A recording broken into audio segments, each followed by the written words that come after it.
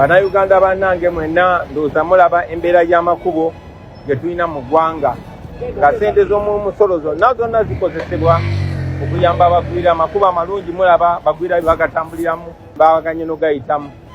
Kino tekisobola kukoma okujjako mmwe bannansi nga muvuddeyo okukomya eno embeera. N'olw'ensonga eyo mbakunga mwenna buli alina ky'asobola okukola akikola okulaga obutali bumativu, oba osimbamu bitooke oba osimbamu ki tekijja okujjukiza abo abalina ozitereeza ababeeko kye bakola. Nange kennyini nja kuyisaako eggali mu kibuga, naye ate temulinda bakulembeze, mwe kennyini musobola okubaako kye mwekolera nga bannansi. Byebyo byange.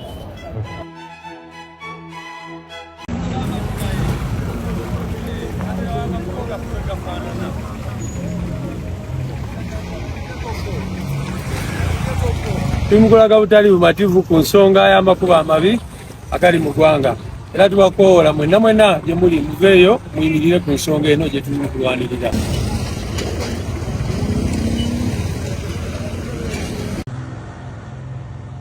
Anti kati Jinja sawa yateekawo mbeera, Jinja sawa yakuteekawo mbeera, kuteekawo buteesi mbeera waliwo nnyini. RAK ku kamera. Bannayuganda bannange mwenna ndowooza mulaba embeera y'amakubo ge tulina mu ggwanga nga ssente z'omusolo zonna zikozesebwa. Who is watching these things? Who is checking these things? I am a single mother for crying out loud. I pay taxes only to watch these kinds of meetings. Who have you invited to these meetings to know what we are really going through? There is an honorable minister that said something. We are an angry lot, you people. Take care of us like you should. For this is what's going to happen. You will not sit here in these fancy places, beyond our taxes, and then traumatize us by paying to watch you. Stop it. I don't care anymore. We have feared everything there is to fear. I watched this on TV. What did he say? Who is he and what did he say? Bambalaganye. What will Ugandans do? What shall we do? What? Mubirabye bulungi nnyo. Waliwo omukyala oli wali alabikiddwako ndooza mumulabye. Omukyala wali abadde agezaako kunnyonnyola, yalumbye abakungu mu Naamu. Olukuŋŋaana teyalulinnyeemu ate teyeekalakaasizza, tagambye tewali kufa oba kiki, nze temuntiisatiisa, buli kimu akyogedde omukyala oyo. Naye nga ekibaddewo enguudo zigenzeemu ebinnya, enguudo zigenzeemu ebitooke, amayuuni tulabyeko omukulu Ssaaboogezi omwogezi actually Secretary General mukulu Lubongoya n'ayingirawo n'agamba era balaga obutali bumativu. N'abantu babadde bangi nnyo abalala ababavuddeyo. Ebinnya ebyo bye mulaba nguudo za Uganda, ebinnya ebyo bye mulaba nguudo za Uganda, naye nga tusobodde ne tuvaayo ne tugendako e Nakaseke. Olwo oluguudo olulaba lw'e Nakaseke kuva ew'obulenzi awo kuluvaako e Nakaseke nga wava ew'obulenzi mu tawuni n'ova ew'obulenzi n'oyingira ku kye Nakaseke, lwero oluguudo lw'e Nakaseke olutambula ne lugenda kati ate olwo lwolaba lwe luli okuva ku Nakaseke nga lunatuuka mu tawuni ne luyingira waliwo we bayita Nambega ne lusala bwe lutyo ne lugwa ku lw'ekiwoko.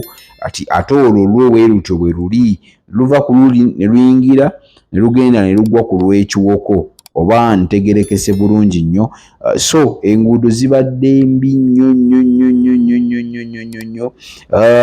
Kati olwo lwolaba lwe lunene waliwo lwe baakakalakata ne luva e Nakaseke ku Kibaati ne lugiyingiramu nga lugenda ekyokulu. Luno lwentera okulwajana lwenaajanira Jenosali Musale ne mugamba mukama wange, mukadde wange, omuntu ow'e Nakaseke yasenga e Nakaseke, tuyambe naffe oyina eddoboozi ddene nnyera eddoboozi lyo liba limu. Oluguudo lw'e Nakaseke lubi nnyo lulaba awo lubi nnyo. Olwo luva ku Kibaati ne luyingiramu eri ne lugenda ekiwoko. Naye abasuubuzi jjukira ffe tuli balimi tuli bantu balimi, tuli basuubuzi, balimi bamwanyi, balimi ba bitooke, naye oluguudo lubi nti enkuba weeba etonnye kati waliwo wootayita, waliwo obusenyi obumu bw'otuukamu nga tosobola kubuyitamu newooba okola otya. So oluusi munnange bitubonyabonyaamu nga bano abasuubuzi ne baganda bange abo baboodabooda be mulaba, naye nabagamba nti ababoodabooda bano be basomba emmere okugijja eyo mu byalo ne bagitwala mu kibuga, be basomba emmere okugijja e Nakaseke ne bagiteeka ne bagisobola ogitambuza mpaka w'obulenzi mu ttawuni oba Bombo oba Kawempe, naye enguudo mbi nnyo. Katuddeko sayidi y'e Kaasangombe okuva wali wansi, waliwo okuva e Kaasangombe n'otambula okutuuka e Timuna, awo wonna mu abasajja abalwanira e Nakaseke mumanyiyo awo wonna wafu, naye ng'ate kikisinga okwewuunyisa kibajje balukalakata oluguudo lwaffe olwo.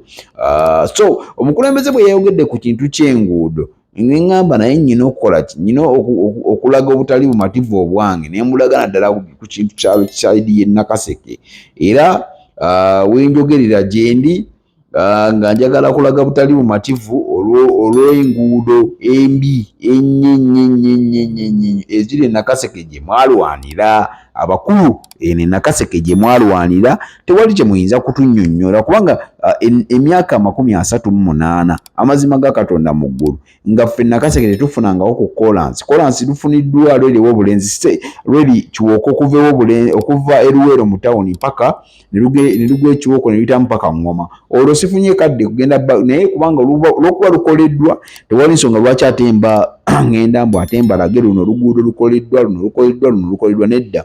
Nakaseke wabi nnyo gye mugamba gye mwalwanira zezo enguudo wabi nnyo. Nagamba kambeera omu ku basajja abasobola okuvaayo ne twogerera ekitundu kyaffe mu bukulembeze obutono bwe nnina nja kusobola okutuusa eddoboozi lyange esobole okutuuka eri mmwe be kikwatako abasobola okuba nga musobola okuraisinga eddoboozi nga gavumenti ne musobola okuba nga ate mukola oluguudo olwo. So mbadde mbasaba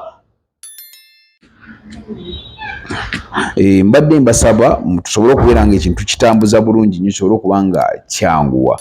So baganda bange Genosali Musale nkukoola buli lunaku nagamba nja kuyita nkimanya obuvidiyo bwange obulaba nkukoola nja kuyita buli lunaku nja kukuyita ebintu bisobole okuba nga bitambula olw'ensonga Geno bwemba nga njogedde bino ebintu oba naawe oyambibwako olw'ensonga eyewaffe buli kimu gye kitambulira, naawe gy'otambulira otaddeyo industry area, otaddeyo paaka, otaddeyo buli kimu. So kati mukadde wange mba siina musango okukujjukiza nti emyaka 38 Nakaseke enguudo ziri bwe ziti. Kati bwe nalabye omukulembeze wange gwe nzikiririzaamu ng'akyogedde ffe tetusobodde kusimba bitooke, abantu bakeera kulima bali mu nnimiro, naye at least ngezezzaako okulaga embeera nga bw'eri okusinziira ku kintu ekiriwo, nange ne ndaga embeera nga bw'eri. Nenkomawo neŋŋamba nti kati kantule mu ofiisi yange Nakaseke wano mbalage kiki ekitambula ekibadde e Kampala nkibalaze, wabaddeyo okusimba ebitooke, amayuuni, abakulembeze bakwatiddwa, abakulembeze bagezezzaako okulaba ijjo tulimba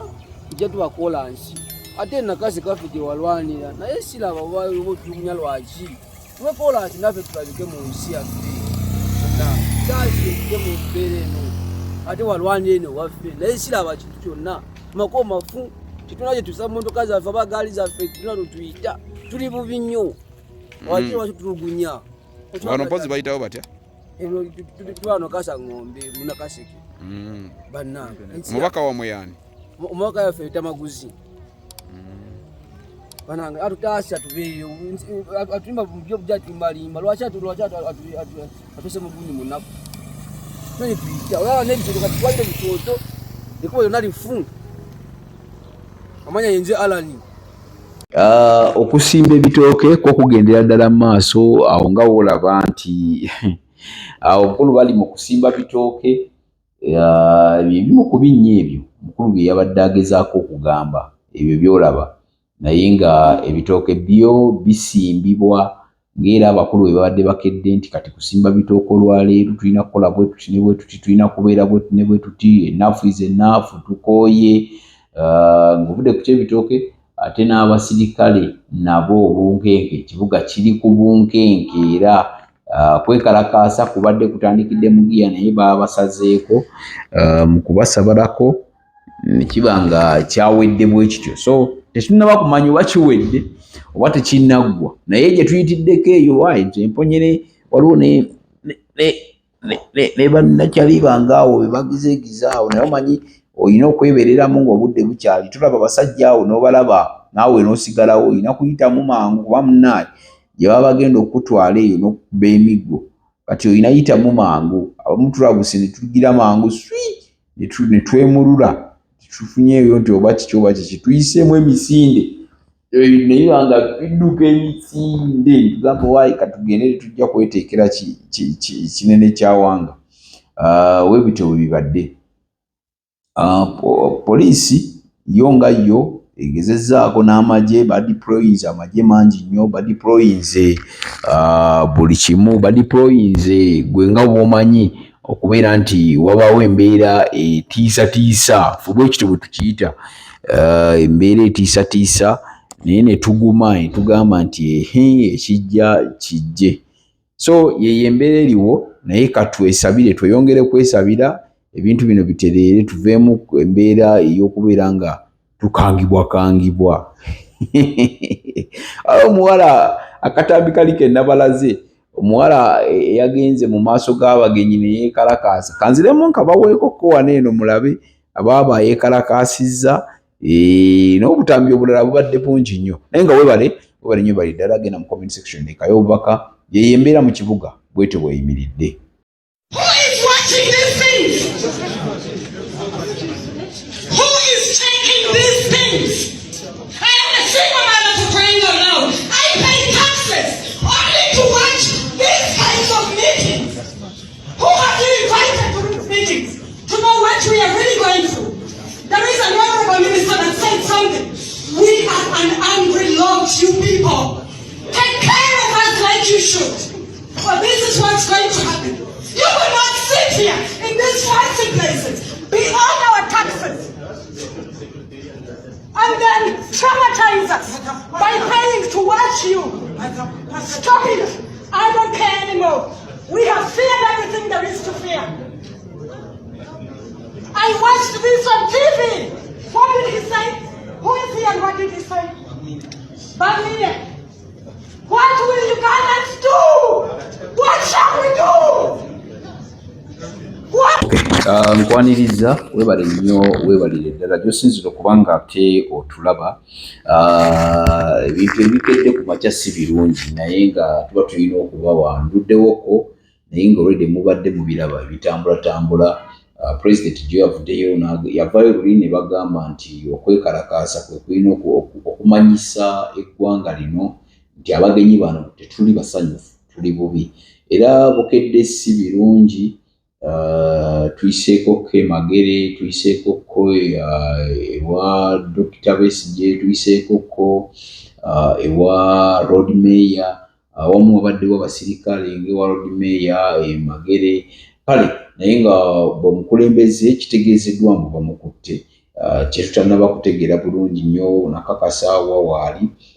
Tulabyeko ku Naabakunzi nga y'omu ku abagize obutambi nga babusiba, balina engeri gye obutambi nga basimba ebitooke, nga okulaga obutali bumatuufu, kubanga kiri mu constitution ekyokubeera nga olaga obutali bumativu mu mbeera emu oba endala. Naye weebale nnyo, weebali ddala.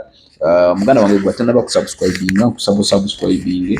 Ngenda kulagako akatambi, waliwo kali akasoose, ako kalabi akasoose, omukulembeze Robert Kyagulanyi Ssentamu nga annyonnyola yabadde akubiriza abantu yakyakakoze mabegako.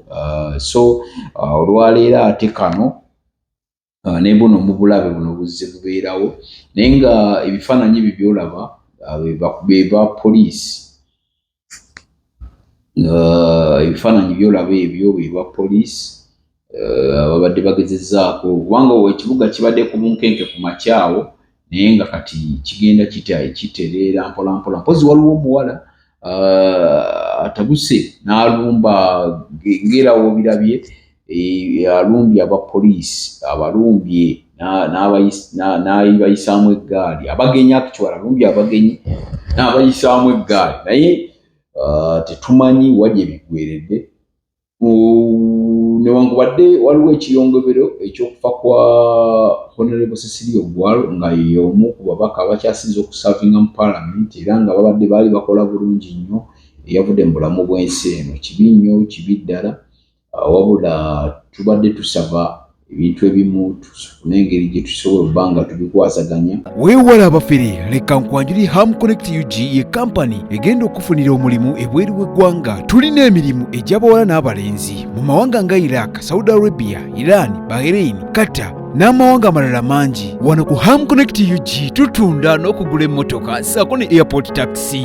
Gwe omwana ow'obuwala olina passport oba tolina, jangu ku ofiisi zaffe. Ham Connect UG emirimu gy'abalenzi nagyo tugirina nga ba security guards, ba cleaner, ba housekeeper. Gwe ayagala okumanya ebisingawo tusange ku FB Tower Building ewa Bakuli room number C03 oba tukubire ku namba z'essimu zino noti 753936 ne noti 7551559193. Ffe aba Ham Connect UG tutuukiriza ekirooto kyo. Tekyabadaza ku Masaka Road, Chiwawo ku Mityana Road, Busunjo, Baka, Mende Kohima Road, Bombo Road, Gayaza Busiika, Gayaza Kayunga n'okwetulula Mukono yonna saako mu bitundu bya Uganda eby'enjawulo. Basoloza amayumba g'abapangisa era nga bazimba n'okuwa pulaani z'amayumba. Ssenjale be bokka abakulaakulanya omuntu wa wansi n'okumuzzaamu essuubi.